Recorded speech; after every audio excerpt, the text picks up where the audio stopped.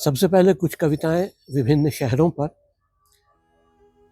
इस क्रम में पहली कविता कोलकाता पर है, जिसका शीर्षक है बंगाली सी।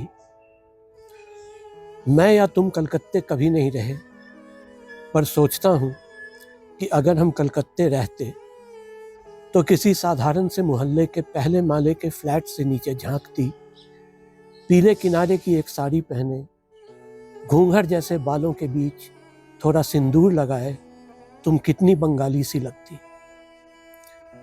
सीढ़ी से ही आने लगती हल्दी और मछली की मिली जुली गंध, जो सैकड़ों वर्षों की उथल पुथल और क्रांति के उद्घोषों के बीच भी बनी रही इस महानगर की स्थायी गंध।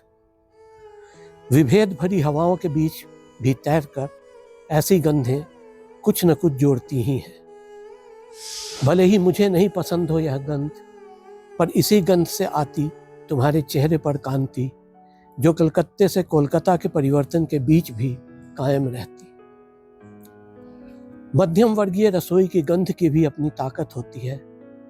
वह चुपके से, थोड़ी सहृदयता से और थोड़ी कृपणता से अपने आप को सुरक्षित रखते हुए चलाती है हमारे और तुम्हारे जैसी कितनी ही गृहस्थियों को।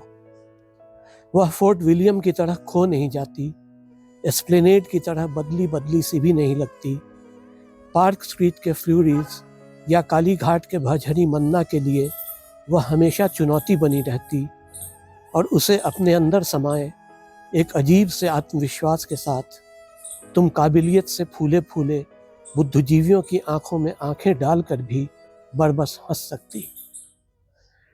सोचता हूँ अगर तुम रहती कोलकाता मेरे साथ, तो अपनी छोटी सी मुट्ठियों में ही भींच लेती खुशियाँ, और उन्हें हर दिन हमारे छोटे से घर में खोलकर थोड़ा गुनगुनाती और थोड़ा खिलखिलाती।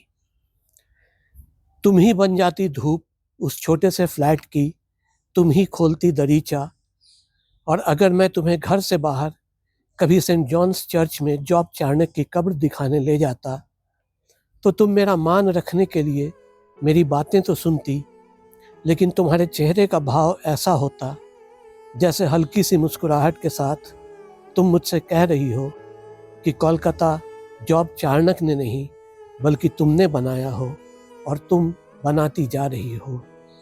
वैसे भी लोग कहते हैं तुम लगती तो बहुत कुछ बंगाली सी ही हो।